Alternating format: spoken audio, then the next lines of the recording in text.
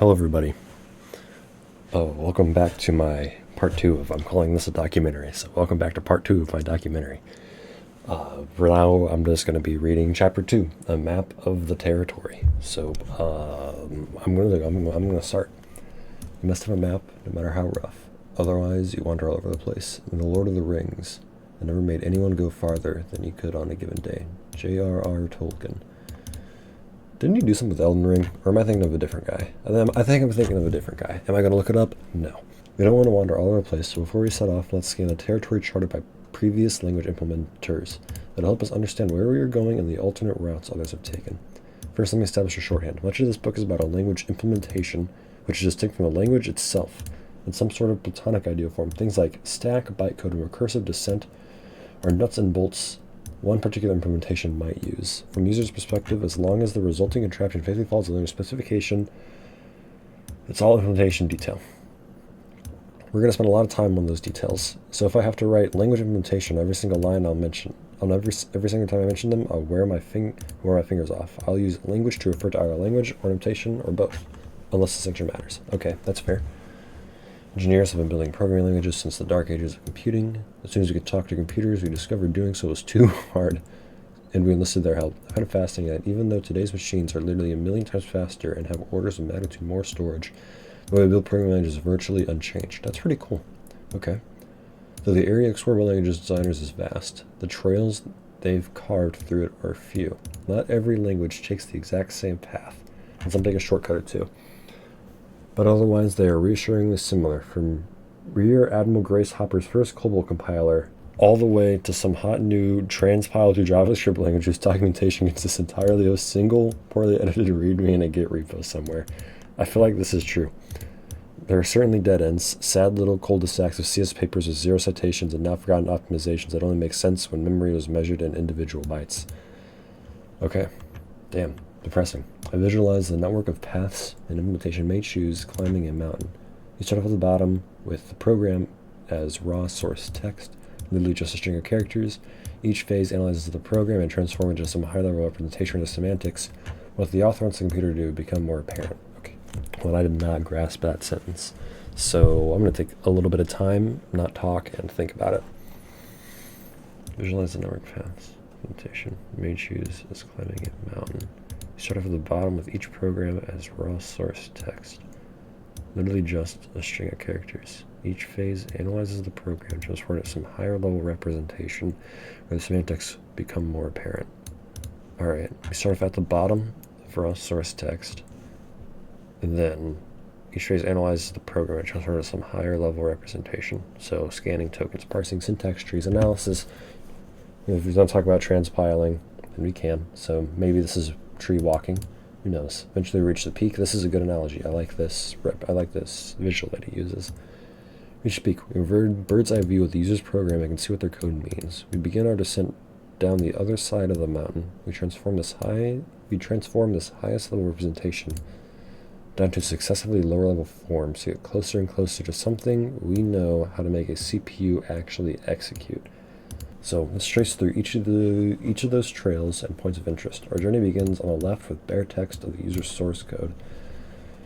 Right here? Okay, var average equals min plus max divided by 2. Okay, scanning. The first step is scanning. I'm gonna have this open in another tab, so we can just have that visual right here as I scroll through. I like reading it to the right, so that's what I'm going to do. Okay, so the first step in scanning, also known as lexing, did this in college. If you're trying to impress someone, lexical analysis. They all mean pretty much the same thing.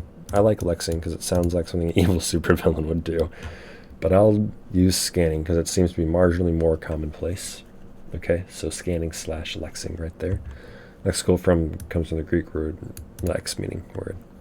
Some characters in a source file don't actually mean anything. White space is often insignificant, and comments by definition are ignored by the language. The scanner usually discards these, leaving a clean sequence of meaningful tokens. So this right here, no more white space, gets then split up into meaningful tokens right here, which Agreed. Absolutely agreed. Parsing. The next step is parsing. This is where our syntax gets a grammar. The ability to compose larger expressions and statements out of smaller parts. Did you ever diagram sentences in English class? If so, you've done what a parser does. Didn't really do that, but oh well. Not that I remember. If so, you've done what a parser does, except that English has thousands and thousands of keywords and an overflowing cornucopia of ambiguity. Programming languages are much simpler. A parser takes a flat sequence of tokens and builds a tree structure that mirrors the nested nature of the grammar. So yeah, here's your tree, and then it goes down like a recursive descent parser. That's the only thing I've done in programming languages. I will probably continue to reference that until I reach it. A parser takes a flat sequence of tokens and builds a tree structure that mirrors the nested nature of the grammar. These trees have a couple of different names. Parse trees or abstract syntax trees. Hear that word a lot. Depending on how close to the bare syntactic structure of the source language they're in, these trees all have a couple of names depending on how close to the bare syntax tree. In practice, language hackers usually call them syntax trees. ASTs are often just trees. Abstract syntax trees. Parsing has a long, rich history in computer science that is closely tied to the artificial intelligence community. Many of the techniques used today to parse programming languages were originally conceived to parse human languages by AI researchers who were trying to get computers to talk to us. Okay, that's a neat little history fact. That would be a cool conversation to have with somebody who would know something about it. It turns out human languages were too messy for the rigid grammars those parsers could handle, but they were a perfect fit for the simpler artificial grammars of programming languages. Alas, we flawed humans still managed to use those simple grammars incorrectly. So the parser's job also includes letting us know when we do by reporting syntax errors. Okay, so this is still in the parsing. So we have scanning right here, then that turns it into tokens over here, and then we get parsing, which will then parse out and put these into trees right here, and this is where the parsing errors are thrown. Or syntax errors, not parsing errors. I did not know that's where I kind of always thought compilers were just a little bit of a black box, but I'm glad even chapter 2 is demystifying that, so this is good. Static analysis. This does not look like we've reached syntax tree yet over here, but oh well. The first two stages are pretty similar across all implementations. Now the individual characteristics of each language start coming into play. At this point, we know the syntactic structure of the code, things like which expressions are nested in which, but we don't know much more than that. So that might be, I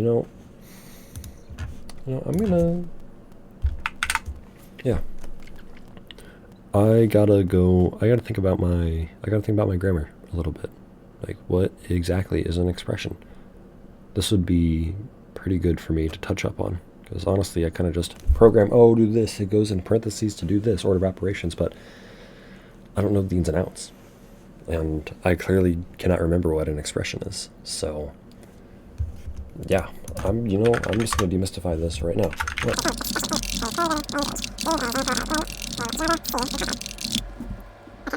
In Java, the expression would be a C. So, it's just... I guess these are just, I need a concise definition. Expression in programming languages definition. Expression. Computer science. An expression is a syntactic entity in programming language. In a programming language, it may be evaluated to determine its value. So something that's evaluated to determine its value. Okay, so it's a combination of one or more constants, various functions, and operators that the programming language interprets according to particular rules of precedence and of association, and computes to produce to return in a stateful environment. Okay, so not in Haskell, I guess. For this process, mathematical expressions called evaluation. All right, I'm not going to read this. Expressions are often contrasted with statements. Syntactic entities that have no value in instruction. So a statement is a unit of imperative that expresses some action to be carried out. So see what it says. We can read that. So a program written in such a language formed by of one or more statements. A statement may have internal representations, internal components, e.g. expressions. So many different programming languages, Java, C, Pascal. Okay, so important to us, make a distinction between statements and definitions/declarations. Definition specifies the data on which a program is to operate, while a statement specifies the action which is to be taken with that data. So let's see here. Returns a value. An expression always returns the value. Control flow, logic, structure. So a statement would just be an expression, like you could do a sign or something. So a statement doesn't really change this, does not change the state of anything. And statements cannot contain other statements. Statements which cannot contain other things are simple. Those which contain other statements are compound. So that's just more. Simple statements. So simple statements are complete in themselves. These include assignments, subroutine calls, and a few statements which may significantly affect the program flow. Go to, return. So the return statement, it's not an expression. We're not really evaluating anything. We're telling the program what to do. Well, we're telling the program how to, I guess, some action to be carried out.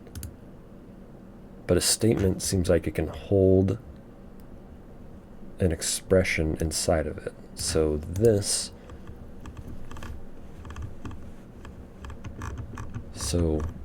this entire thing right here is a statement.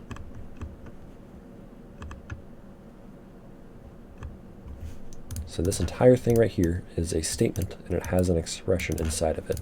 So I'm guessing over here at some point we'll have a grammar tree that will, he says he goes light on the theory, so I'm going to guess that there's going to be a simple grammar that we're going to have that's going to have the expression, the statements, and everything that's going to happen all later. For now, he's just laying the groundwork, and eventually we'll cover what the static analysis and I'm guessing syntax tree will look like.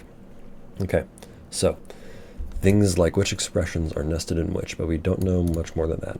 In an expression like a plus b, all right, just like what we learned right here, that is an expression, a plus b. Okay, we know we're adding a plus b, but we don't know what those names refer to. Are they local variables, global? Where are they defined? The first bit of analysis that most languages do is called binding or resolution. For each identifier, we find out where that name is defined and wire the two together. Okay, so this is, let's say we have, let me go with a vertical split, and let's hx into a temp file, and then make sure that's good. Okay, so I'm going to say this links, let's say we set, in our arbitrary language, we set a equals to 5, right? Then we use that a somewhere else in an expression like a plus b. So now the question is how to find what a, or how to link what a is at compile time. So I think that is what that means right there, binding or resolution. Binding or resolution. We'll remember that if I wrote it down, but in editing I'll probably come back and see what it actually is. Okay, so for each identifier, right, like a right here, we find out where that name is defined and wire the two together. Where is a actually an identifier? Identifier, programming language. Identifiers in programming. Variable identifiers. So names given to memory locations used for storing variable. Yeah, okay. Functions. Names assigned to functions. Okay. So it talks about where that name is defined and wire the two together. This is where scope comes into play. Yep. Scope is important. The region of source code where a certain name can be used to refer to a certain declaration. If the language is statically typed, this is when we type check. We know where A and B are declared. We can also figure out their types. Then if those types don't support being added to each other, we report a type error. So this happens, is a syntax tree next per se. Okay, no, it talks about virtual machines. It talks about virtual machines down there, code generation right there, optimization right there, intermediate representations right there, static analysis. So I'm going to assume that there's analysis right there. And we talk about a syntax tree a little bit right here. So we are right here on the mountaintop. Okay, that makes sense. So the language we'll build in this book is dynamically typed, so it will do type checking later at runtime. So locks is dynamically typed. Well, now I'm curious, what is a statically typed language going to look like? That'll be added, although that looks like it's checked at compile time rather than at runtime. So, okay, that'll be cool. Take a deep breath. We have attained the summit of the mountain. Yep. And a sweeping view of the user's program. All this semantic insight that is visible to us from analysis needs to be stored somewhere. There are a few places we can squirrel it away. Often, it gets stored right back as attributes on the syntax tree itself. Extra fields in the nodes that aren't initialized during parsing but get filled in later. Attributes on the syntax tree itself. I have no idea what that is. Attributes on a syntax tree. Compiler design. Oh boy. Okay, yeah, I know what a syntax tree is, but what about an attribute? Okay.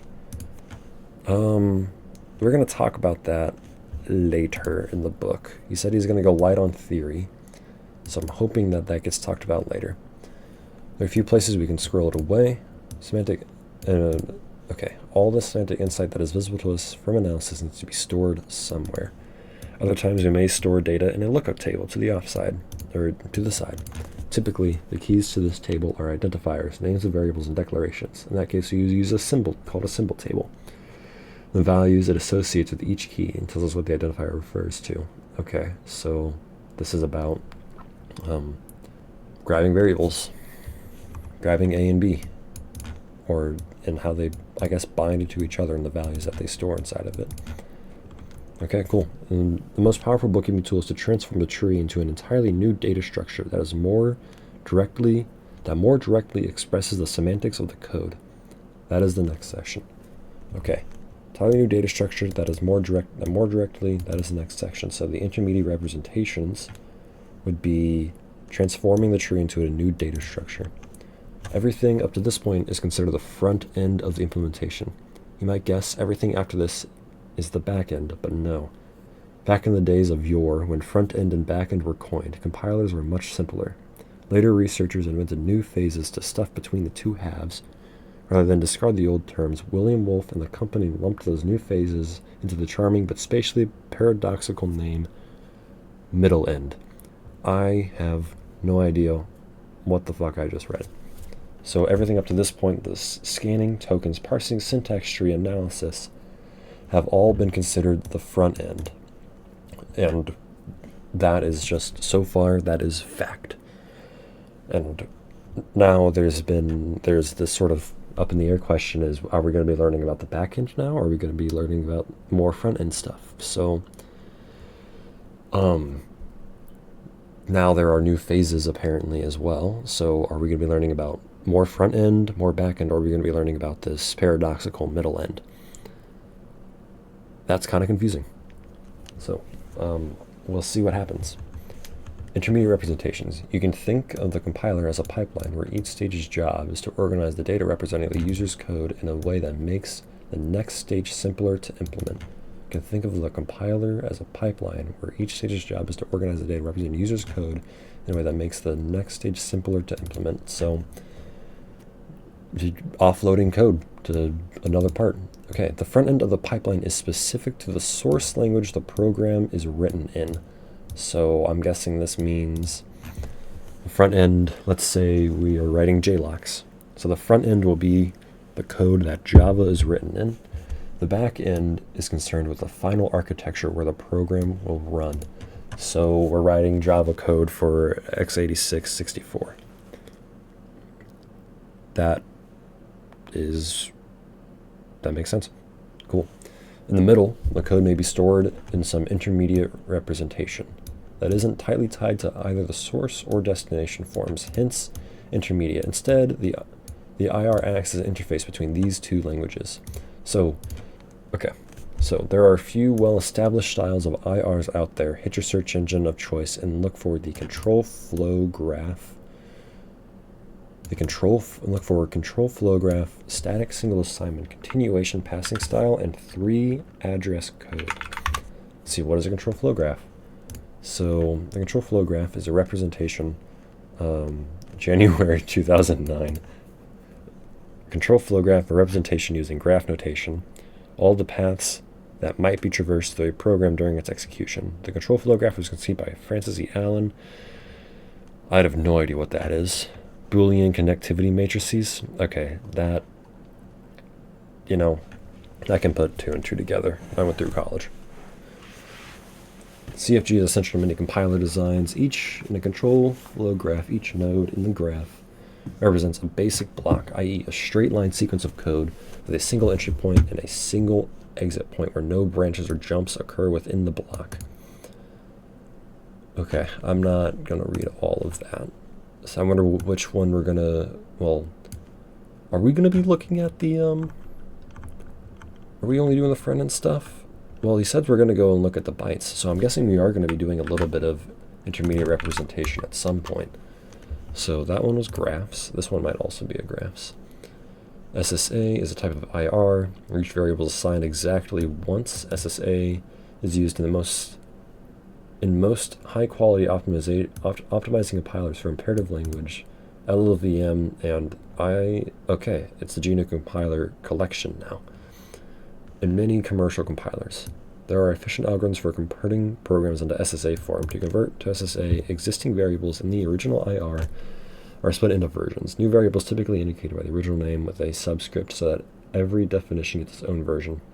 Additional statements that assign to new versions of variables may also need to be introduced at the join point of 2 control flow paths. Converting from SSA to machine code is also efficient. It doesn't really tell me how it works, but LLVM uses it, so okay. And you know what? It did say how it worked. It went in through one ear and then out the other.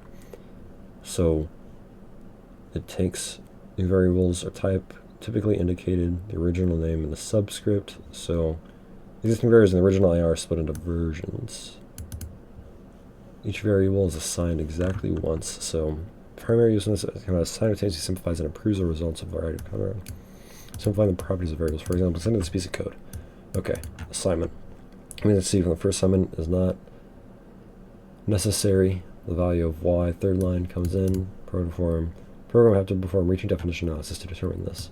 Program is SSA form, both of these are immediate. y1 equals 1, y2 equals 2, x1 equals y2.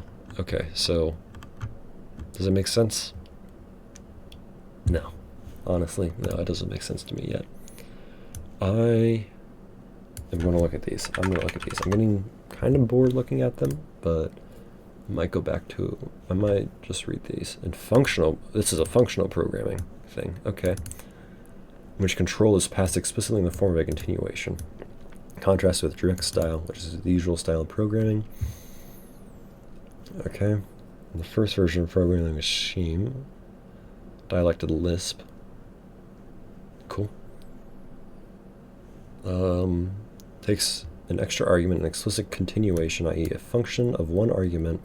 When the CPS function has computed its result, it returns it by calling the continuation function with this value argument. That doesn't really make sense to me, but if I want to get into it, then I can. And I can go and watch like a YouTube video or something. There's definitely a YouTube video on this somewhere. Intermediate code used by optimizing compilers to aid the implementation of code improving transformation. Each TAC, 3 address code. Instruction has at most 3 operands and is typically a combination of assignment and binary operator. For example, T1 equals T2 plus T3. These are 3 operands in these statements. So it's just breaking it down into many different operands. Then I'm guessing this looks kind of C-like example. Okay, that seems like something. It seems like it could be interesting. This lets you support multiple source languages and targets platforms with less effort. Say you want to implement Pascal, C, and Fortran compilers, and you want to target x86 ARM, and I don't know what Spark is. A shared intermediate representation reduces that dramatically. You write one front end for each source language that produces the IR, then one back end for each target architecture. Now you can mix and match those to get every combination. You write one front end for each source language that produces the IR, and then one back end for each target architecture. So it means you're signing up to write 9 full compilers: Pascal, x86, C, ARM, and every other combination. So we can write one front end that produces the IR, and then one back end for each target architecture. So the IR, we still have, I thought I probably got this wrong. So we still are responsible for writing the architecture-specific code for this. But the IR helps in this. So, curious. Okay. If you ever wondered how GCC supports so many crazy languages and architectures like Modula 3 on Motorola 68K, now you know. Language front ends target one of a handful of IRs, mainly Gimple and RTL. Gimple is a 3-address representation derived from the generic breaking down. Okay, so, and RTL, what is this? The last part of the compiler work is done in a low-level intermediate called register transfer language. RTL, inspired by Lisp lists. This is all something that I could read. Target backends like one for 68K. There's another big reason we want to transform the code into a form that makes the semantics more apparent. Optimization. Once we understand what the user's program means, we are free to swap it out with a different program that has the same semantics but implements them more efficiently. We can optimize it. Yeah, like we will, yeah, like GCC will just change some of the code for you. Simple example, it's constant folding, which seems pretty damn obvious what that does. Optimization is a huge part of programming language business. Many language hackers spend their entire careers here squeezing every drop of performance they can out of their compilers to get their benchmarks a fraction of a percent faster. It can become a sort of obsession. Dude, if you're into that, you're into that. That could be fun. We're mostly going to hop over that rat hole in this book. Many successful languages have surprisingly few compile time optimizations. For example, Lua and CPython generate relatively unoptimized code and focus most of their performance effort on the runtime. If you can't resist poking your foot into that hole, some keywords to get you started are constant propagation, common sub-expression elimination, loop invariant code motion, fuck me, global value numbering, I'm not going to read all of these, dead code elimination, loop unrolling, code generation. We've applied all the optimizations you can think of to the user's program. The last step is converting it to a form the machine can actually run.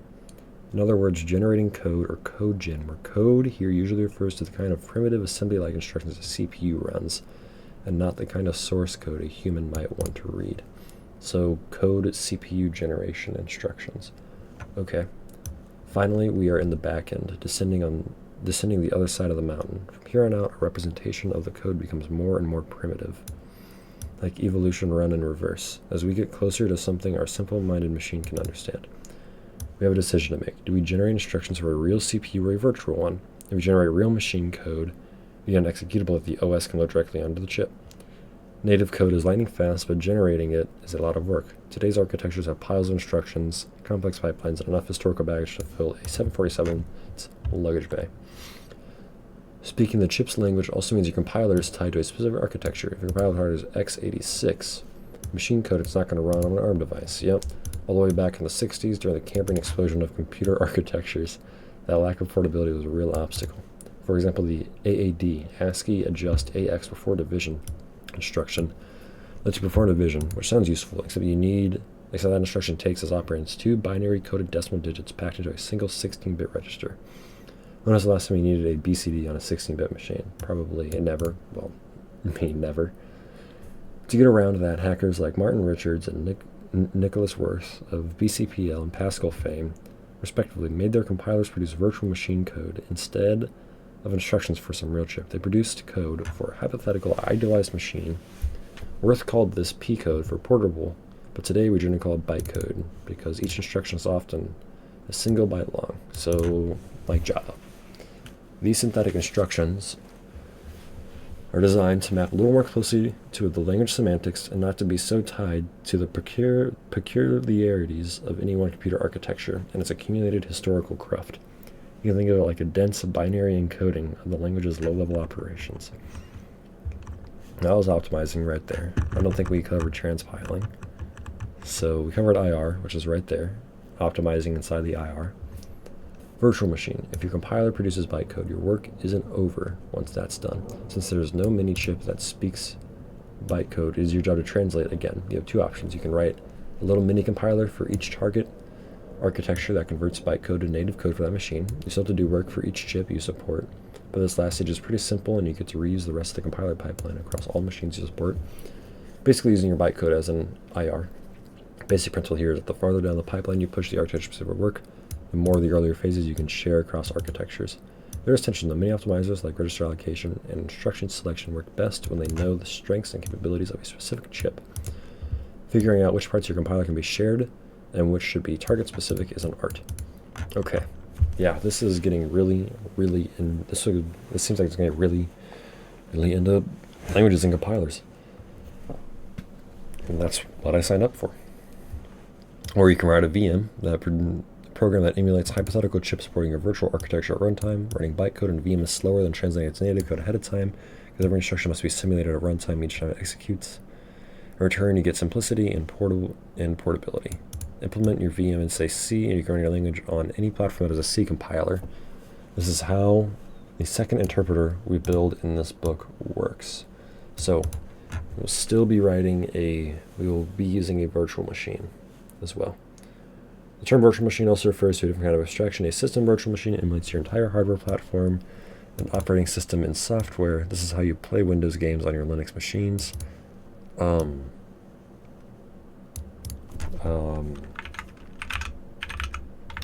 Wait, hold on. You might actually be right.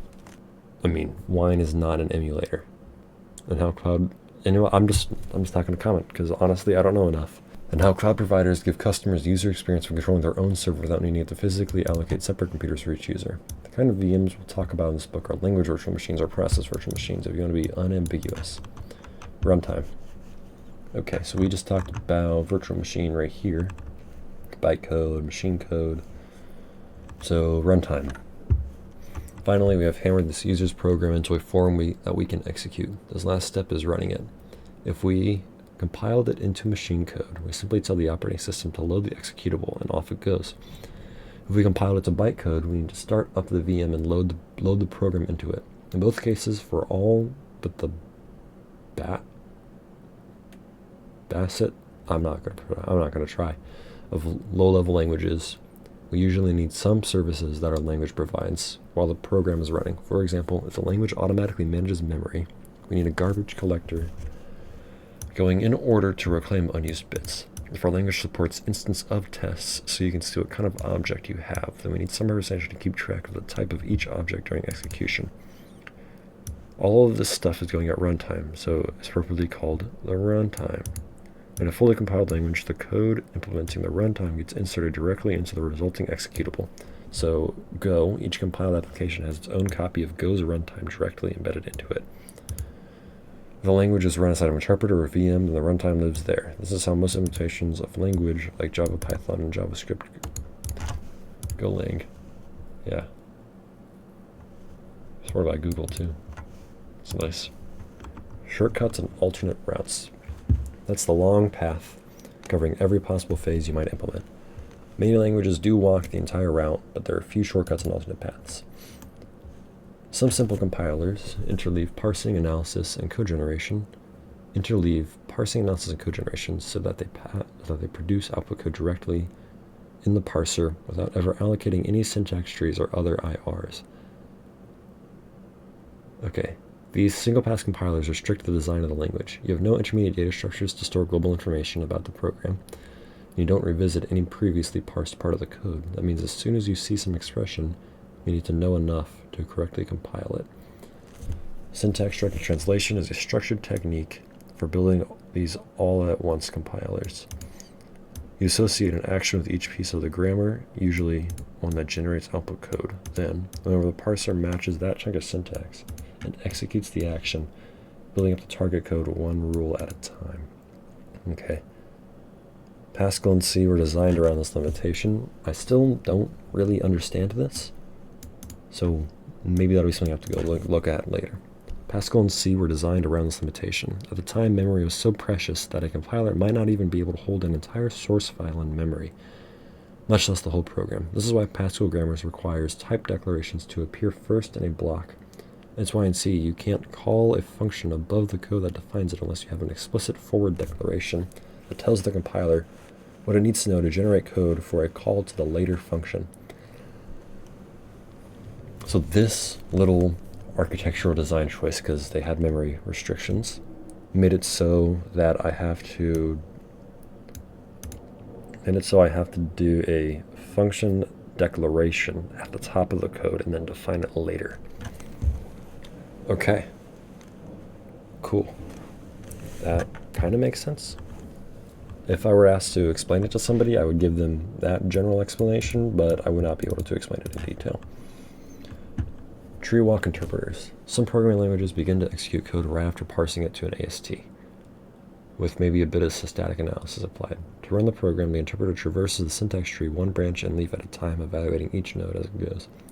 This implementation style is common for student projects in little languages, but is not widely used for general-purpose languages since it tends to be slow.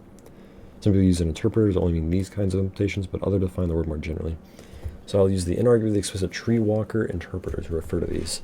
Our first interpreter rolls this way, so we're going to do the basic one first. That's a little bit slow. Executing code right after parsing it to an AST. Okay, that's what that is. Tree walk interpreters, executing code. All right. A notable exception is the early versions of Ruby, which are tree walkers. At 1.9, the canonical implementation of Ruby switched from the original MRI to whatever this is, yet another Ruby VM. YARV is a bytecode virtual machine.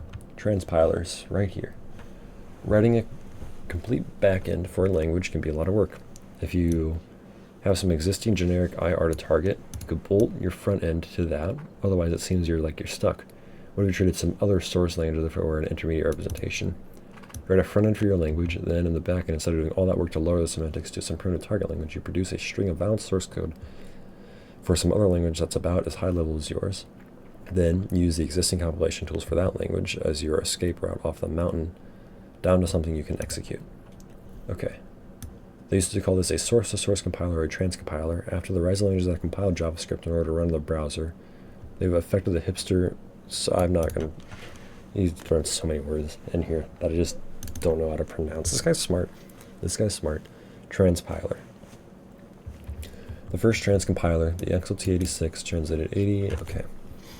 That might seem straightforward, but keep in mind the 88 was an 8-bit chip, but it was a 16-bit chip that we used to register as a pair. XLT did Flume.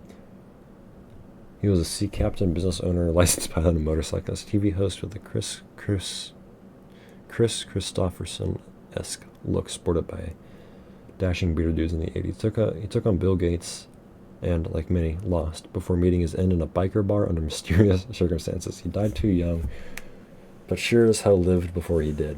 So this guy did a lot.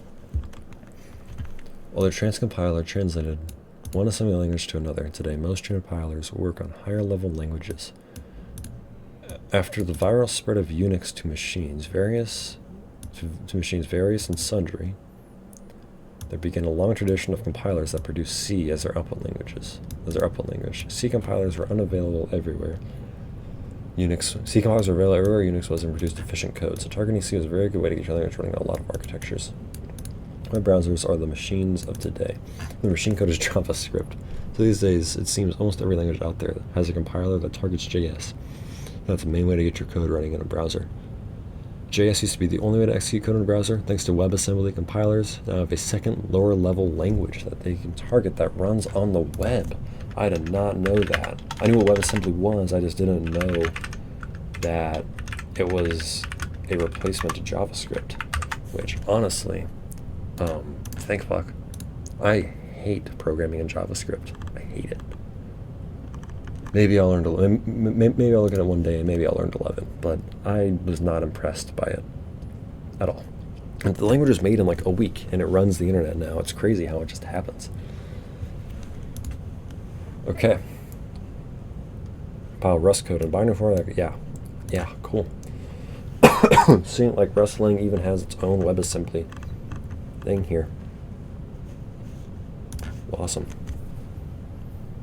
Front-end scanner and parser and transpiler looks like other compilers. The end of source language is only a simple syntactic scanner of the target language. It may skip analysis entirely and go straight to outputting the analogous syntax in the destination language. The two languages are more semantically different, we see more of the typical phases full compiler, including analysis and possibly even optimization. Then when it comes to code generation, instead of outputting some binary language like machine code, you produce a string of grammatically correct source, well, destination code, in the target language. Okay, multiple phases are more semantically different. Either way, you then run that resulting code through the output language existing compilation pipeline, you're good to go. So, taking a look, think about this paragraph. We're going to be implementing this, at least this book is implementing this in Java and C, which are strictly typed languages, but we're making a dynamically typed language. So this is going to be a difference that we're going to have to cover later. I don't know if that was intentional or not, but if it was, that was smart by this guy, by Robert, I forget his name. Robert Nystrom. Just-in-time compilation. This last one is less a shortcut and more a dangerous alpine scramble. Just-in-time, yeah. I've seen JIT before, and it's always like a buzzword that I've seen thrown around, like, oh, we do this and it's faster, but I have no idea what that means.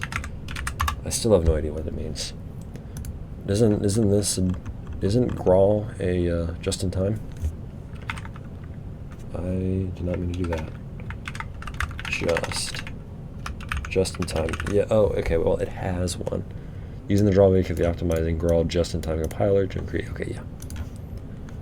Okay, the more dangerous alpine scramble best reserved for the experts. The fastest way to execute code is by compiling to machine code, but you might not know what architecture your end user's machine supports, what to do.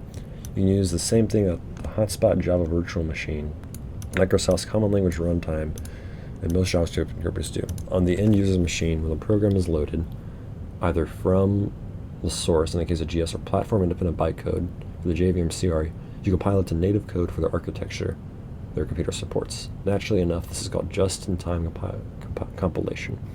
Most hackers just say JIT, JIT, pronounced like it rhymes with fit. The most sophisticated JITs insert profiling hooks into the generated code to see which regions are most performance critical and what kind of data is flowing through them. Then over time, they'll automatically recompile those hotspots with more advanced optimization.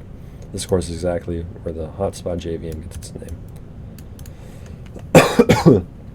Okay, hold on. When the program is loaded, either from source in case of JS, compile it to native code for the architecture the computer supports. Actually enough, just in time, hooks into generated code and see which regions are performance critical.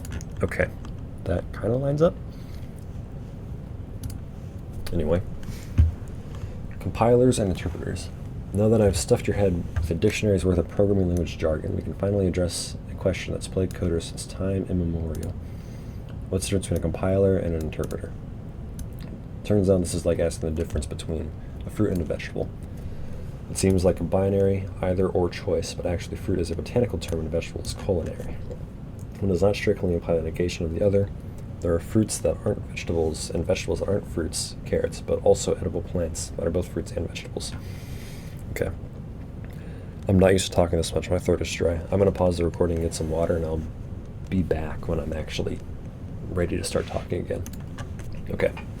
So, back to it. One does not strictly imply the negation of the other. There are fruits that aren't vegetables. There are fruits that aren't vegetables, apples, and vegetables that aren't fruits, carrots, but also edible plants that are both fruits and vegetables. So I'm guessing peas.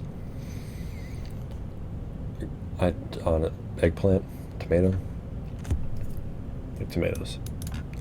Peanuts, which aren't even nuts, and cereals. Peanuts, which are not even nuts, and cereals, like wheat, are actually fruit. But I got this drawing wrong. What can I say? I'm a software engineer, not a botanist. I should probably erase the little peanut guy, but he's so cute I cannot bear to. Now, pine nuts, on the other hand, are plant-based foods that are neither nuts nor vegetables, at least as far as I can tell. Can we get a botanist to make a comment on this? Back to languages. Compiling is an implementation technique that involves translating a source language to some other, usually lower-level form. When you generate bytecode or machine code, you are compiling. When you transpile to another high-level language, you are compiling too. Okay. When we say a language implementation is a compiler, we mean it translates the source code to some other form but doesn't execute it. The user has to take the resulting output and run it themselves. Conversely, when we say an implementation is an interpreter, we mean it takes in source code and executes it immediately. It runs programs from source. Like apples and oranges, some implementations are clearly compilers and not interpreters. GCC and Clang take your C code, compile it to machine code, and end user runs that executable directly and may never know which tool was used to compile it, so those are compilers for C. An older version of Motz's canonical implementation of Ruby uses Ruby from source. This implementation parses it and executes it directly by traversing the syntax tree. No other translation occurred, either internally or in any user-viable form. So this was definitely an interpreter for Ruby. What is CPython? When you run your Python program using it, the code is parsed and converted to an internal bytecode format, which is then executed inside the VM. From the user's perspective, this is clearly an interpreter. They run their program from source, but if you look under CPython's scaly skin, which I thought Python was an interpreted language, he said there's definitely some compiling going on. The answer is, okay, it's both. It is an interpreter, but it has a compiler. In practice, most scripting languages work this way, as you can see. Okay. So, JLox is going to be interpreted. PHP 3, I've never even touched that. Java C, TypeScript, Rust, and Clang, they're all compiled, and then we go here, we get CLox, Lua, Go, Haskell, V8, I don't even know what that is. That overlapping region in the center is where our second interpreter lives too, but since it internally compiles to bytecode. So while this book is nominally about interpreters, we'll cover some compilation too. Beautiful. So, that's a lot to take in all at once, don't worry. This isn't the chapter where you're expected to understand all these pieces and parts. I just want you to know that they are out there and roughly how they fit together.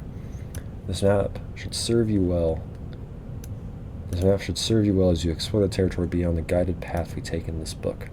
I want to leave you yearning to strike out on your own and wander all over that mountain. But for now, it's time for our own journey to begin. Tighten your bootlaces, cinch up your pack, and come along. From here on out, all you need to focus on is the path in front of you. Pick an open source implementation of a language you like, download the source code, and poke around in it. Try to find the code that implements the scanner and parser. Are they handwritten or generated using tools like Lex and Yak? .l or .y files usually imply the latter.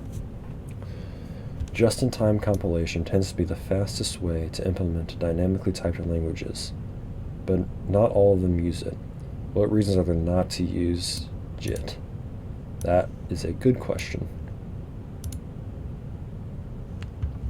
Most Lisp implementations that compile to C also contain an interpreter that lets them execute Lisp code on the fly as well. Why? These are good questions. I am going to stop recording because I need to shower and go to bed. So I'm going to probably pick this up maybe at some point tomorrow, and I'm going to look at Rust. I'll look at language a lot. So I'm going to go and look at Rust, poke around the source code a little bit. And I mean, they just have Rust repo. They just have their code on GitHub, right? Beautiful. So I can just download the latest stable, which I'm going to guess is their master branch stable? Nope, they have a stable branch right here. And these look like they have different... No, never mind. They have the same releases, so I could also just go and download it from here. Probably got a source code, something, yep. Source code zipped RGZ, so I'll do that. And then this is going to be probably a Google and maybe a ChatGPT question, but I typically like to look around in Google. So, yeah. Bye-bye! Bye-bye! Hello, people. Welcome back to my documentary of going through the Crafting Interpreters book. I am back. It's the next day. Today I am going to be looking at the challenges, completing them, hopefully. And as you can see, I have the challenges pulled open right here. This is what we'll be looking at first. Pick an open source implementation of a language you like, download the source code and poke around in it. Try to find the code that implements the scanner and parser. Are they handwritten or generated using tools like Lex and Yak, L or Y? Files usually implement the latter. So I guess I'm going to be looking around the Rust source code a little bit today. As you can see, there's an installation page on here, and I just copy and pasted the install command for Rust. Then I downloaded the source code from this tar.gz, and I have that over here, open in Rust Rover. So now I am going to actually sit back and take a look at this. So this part is probably going to be me being a little bit silent. So I might maybe I'll speed through this. Maybe I will. Maybe I'll talk a little bit. Who knows? I'll probably keep the parts in that I actually am reading through this. So yeah, I'm just gonna get started. So main source for Rust, library documentation. Yep. I'm gonna read through these just in case. Fast, memory efficient, suitable for critical services, embedded devices, and easily integrated with other languages. A rich type system ownership model, ensure memory and thread safety, reducing bugs and compile time. Comprehensive documentation, a compiler committed to improving great diagnostics and advanced tool, including a package manager tool, auto formatter, linter, and editor support.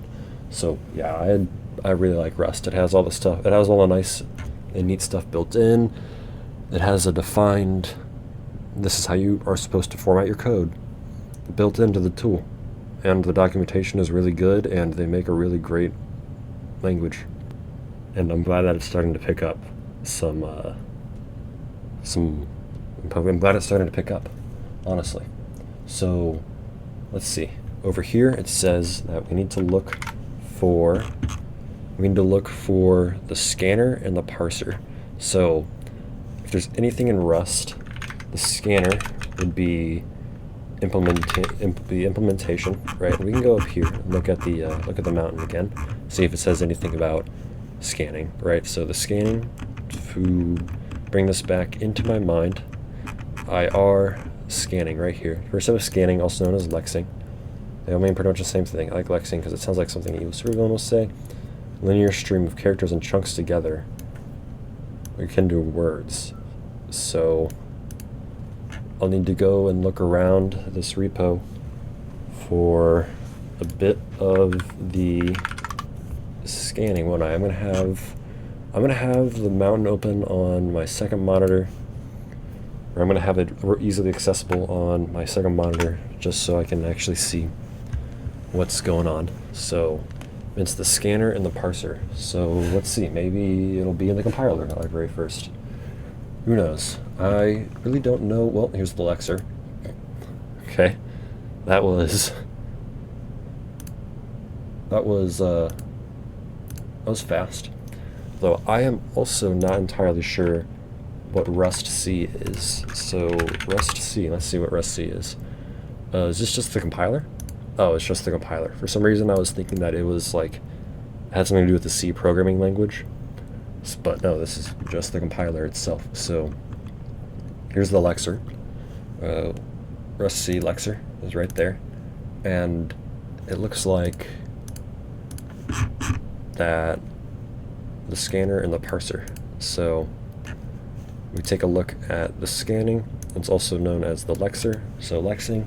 So let's just take a look at some of the source code. that is in here. So no tool chain, create const, create cursor, peekable iterator over a character sequence. Next characters are peeked via first method. Okay. So, wait, what? There's a built-in graph viz? Oh. Ooh. Okay. And there's its own cargo TOML attached to all these. These are all different little crates that just build up the main compiler. That's pretty cool. Okay, it uses LLVM for its middleware. Tools. Do these all their own CPP? Oh, libcsx version. What's in here? Okay, well, I have Sea Lion. Okay. It failed to build. I didn't even really want it to build, but here we are.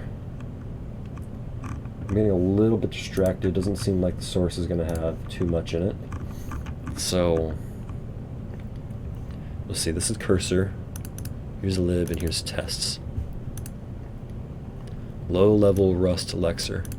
The idea with Rust Lexer is to make a reusable library by separating out pure lexing and Rust C-specific concerns like spans, error reporting, and interning. So Rust C Lexer operates directly on the reference to a string and produces simple tokens which are a pair of type tag and a bit oh boy, and a bit of original text, and does not report errors, instead storing them as flags. Okay. JetBrains is having a little bit of fun here. You sure? Sync cargo changes? Tokens produced by this Lexer are not yet ready for parsing the Rust syntax. Oh boy, okay. I'm not even going to try. For that, see Rust C parser, : Lexer, which converts this basic token stream into wide tokens used by the actual parser. Rust C underscore parse. Rust C underscore these are all in alphabetical order. A, B, C, D, E, F, G, H, I, J, K, L, M, N, O, P. Parse, source, Lexer, and parser. Download the source that implements the scanner and the parser. Well, found the Lexer, found the parser. This is pretty cool, actually. Token stream? Yeah, that library has shown up a little bit. So if we go and we look at, not mean to move that there. So we go, take this, move that over here. We go into syncrate Rust. This is actually a pretty fun little library. You can use it to create procedural macros, and I've used it in the past with my with one of my personal projects. If we go to my GitHub page,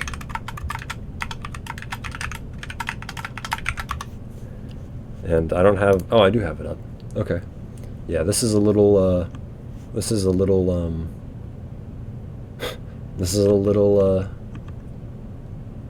basic little Rust library that I got running.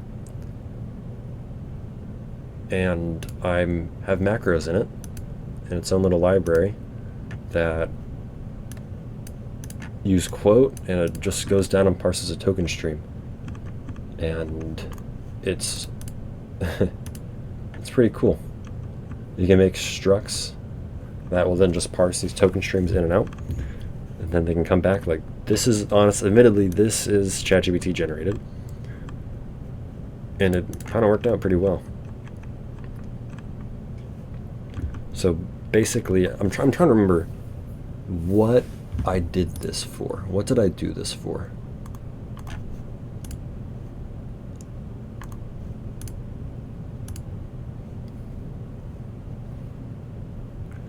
Instructions. Yeah, so inside of a PushGP genetic programming system, you need to have multiple instructions. So we go to source, we go to instructions, then let's just go and look at numeric. We need to have multiple instructions. So for example, in PushGP we have, let's say we have two different stacks that can have values added to. we have an int stack and a float stack, and I need to be able to add or subtract these floats and these floats and integers. And so therefore I can automatically create a float underscore add function out of this and place that somewhere else.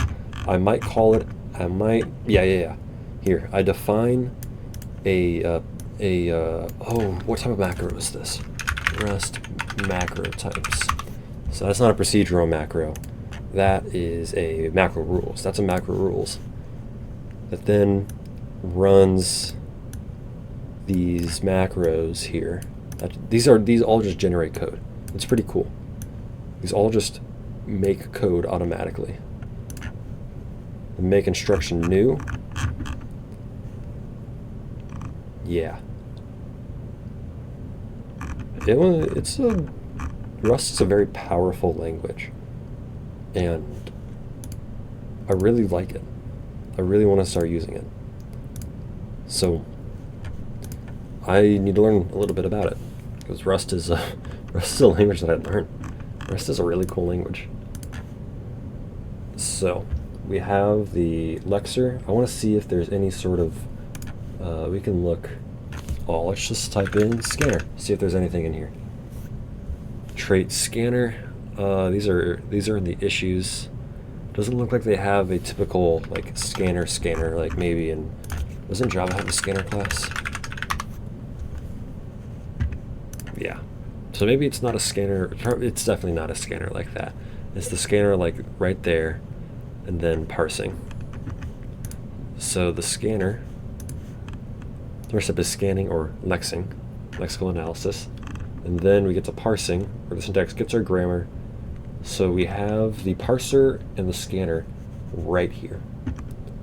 That is really cool. They put it all into one little library. So time to take a look at that. And that was all just because I went and read this. So the lexer is split into a couple different. Lexer split into, looks like it's 2 different libraries, which would be okay.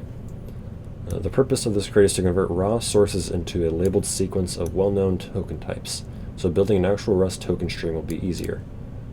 The main entity of this crate is the token kind enum, which represents common lexem types. Rust parser, : lexer. Okay, that just looks like documentation stuff. And then here comes the function headers. So a line comment, a block comment. Block comments can be recursive, so a sequence like will not be considered terminated nor result in a parsing error. Oh my god, it literally has to do that. A block comment. Block comments can be recursive, so a sequence like will not be considered terminated. That's pretty cool. I didn't know that. You can just learn a lot by reading how the compiler works. That's crazy. And look, this is an enum of token kind that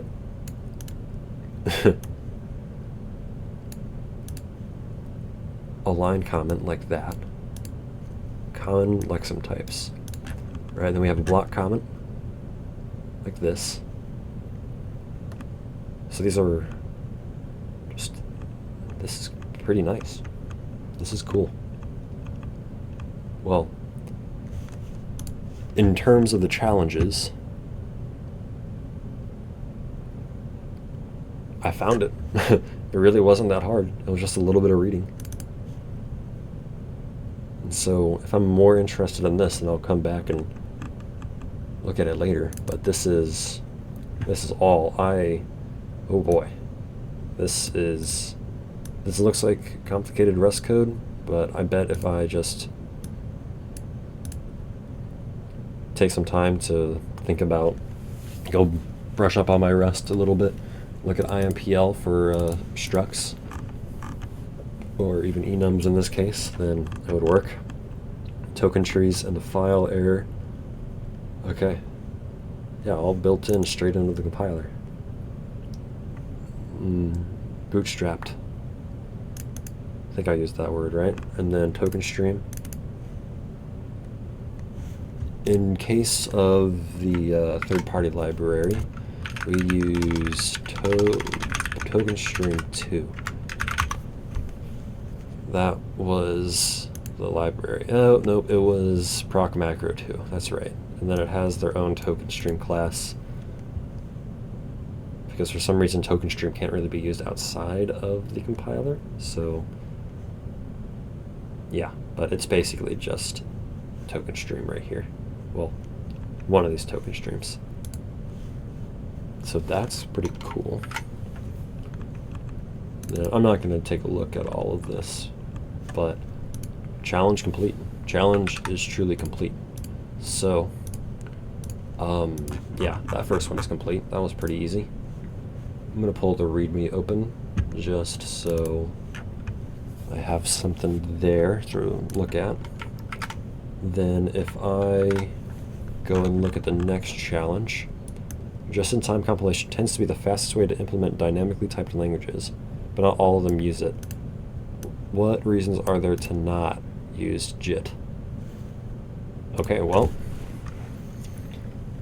just-in-time compilation speedups and advantages and disadvantages. And analyzing JIT compilation advantages and disadvantages on dzone.com. So langdev, yeah, we'll take a look at all of these. So technique that allows software programs to be compiled at runtime, optimizing performance and reducing startup times. It has enabled developers to write code that is both highly efficient and flexible. Thanks to this innovative approach with JIT, the compilation developers not focused on writing code that is more expressive. Okay. Dynamically translating and optimizing code during runtime instead of pre-compiling or before execution. When program is executed, the JIT compiler analyzes the code and identifies sections that are frequently executed, known as hotspots.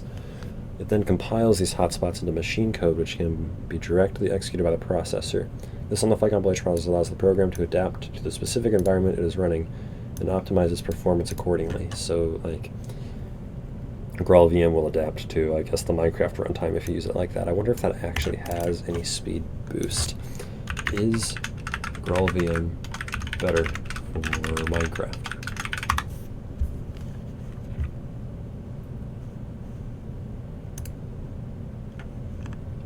This is actually good.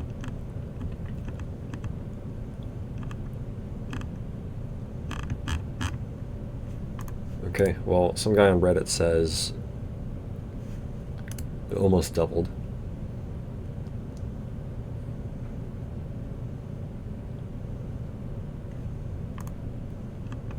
GraalVM speeds up modded Minecraft.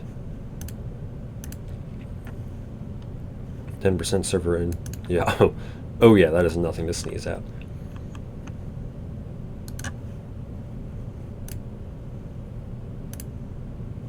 Might get it even before. Okay. Yeah, so it might help with Minecraft. One of the key advantages of just-in-time compilation is the ability to perform runtime optimizations.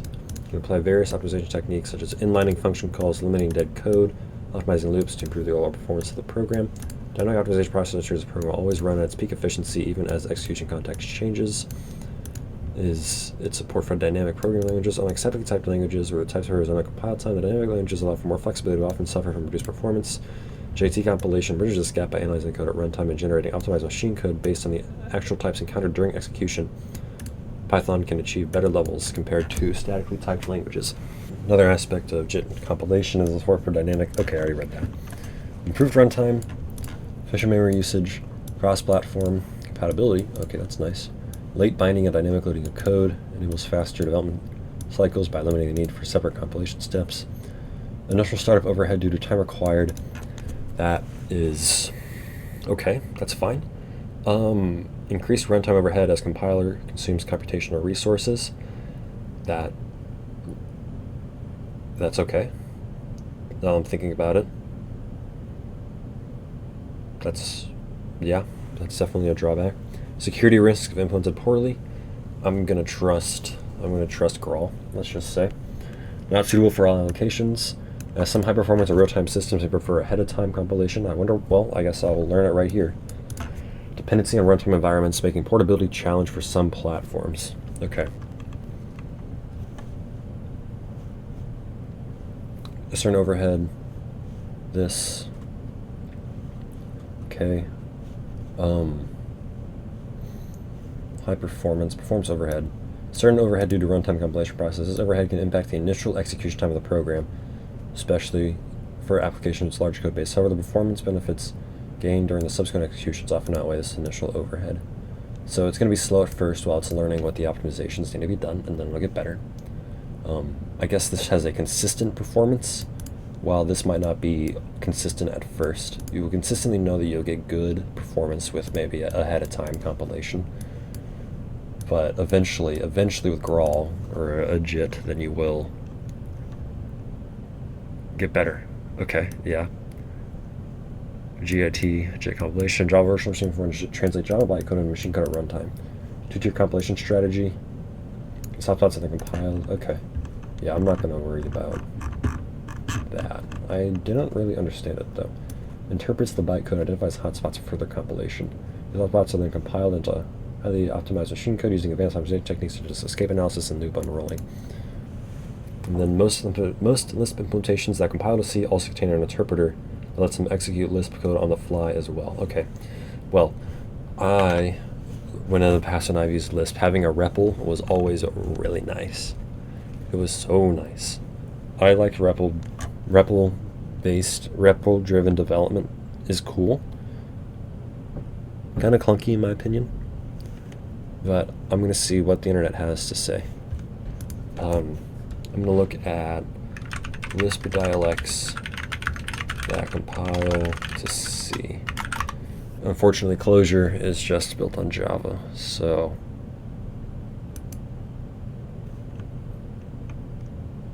Illumina. No, it's inspired by Rust. What is Illumina? Inspired by Rust, but keeps C manual style memory and safety. Okay. That's kind of cool. Carp, statically typed language without a garbage collector for real-time applications. So, okay. Here, let's look at Lisp. Take Lisp. Here, let's look at this documentation, shall we? Oh, that is not what I was looking for. I'll just go down to a different Lisp. Compiles a large subset of common Lisp. Okay, I'm not going to look at that.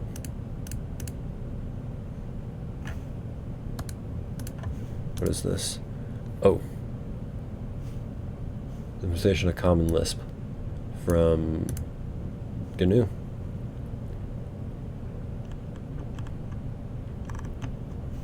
I wonder if it has a, oh, Haskell. C backend. Right, but this is asking about Lisp. So most implementations are compiled to C, also can an interpreter that lets them execute Lisp code. GCL REPL.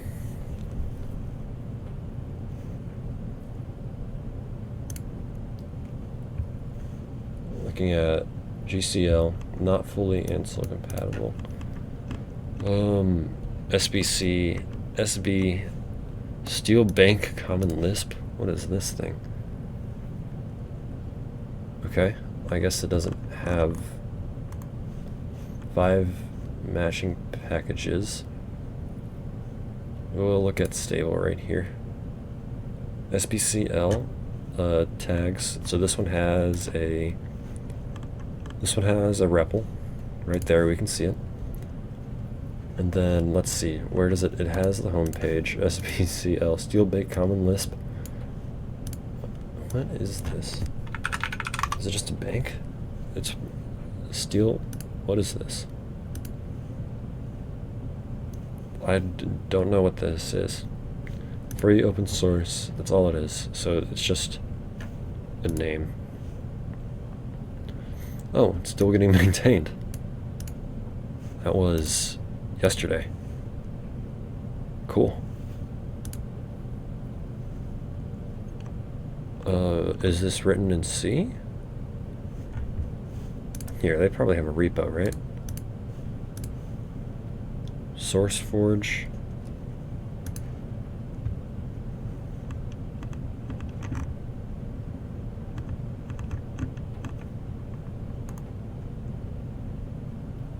Manual.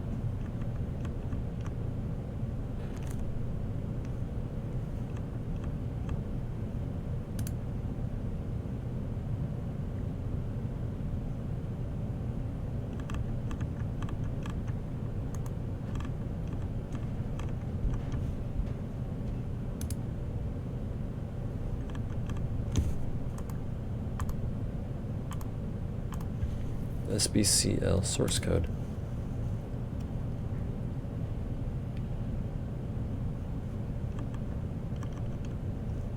Yeah, I'm gonna look this up. SBCL source code. Mirror of Steel Bank's common Lisp. It's written in itself. Okay. Yeah. Well, a little bit of C in there. I'm not going to look too heavy at it. So, I am going to say it is because of the REPL. I'm not going to look it up too hard. And if I'm wrong, I'm totally wrong. So, let's go and look at the Crafting Interpreter's GitHub. And then I think it's a note, and then answers, and then chapter 02, map Indy. Find the various part. Oh, okay, to do. It's really complex to, okay. Yep, like the native code compiler, which it is, it ties you to a specific CPU architecture. Yep. Bytecode is generally more compact than machine code, since it's closer to the language, so it takes up less memory. Okay, in platforms like embedded devices where memory may matter more than speed, that can be a worthwhile trade-off. Some platforms like iOS and most game consoles expressly disallow executing code generator at runtime. The OS simply won't let you do that. It's kind of obnoxious.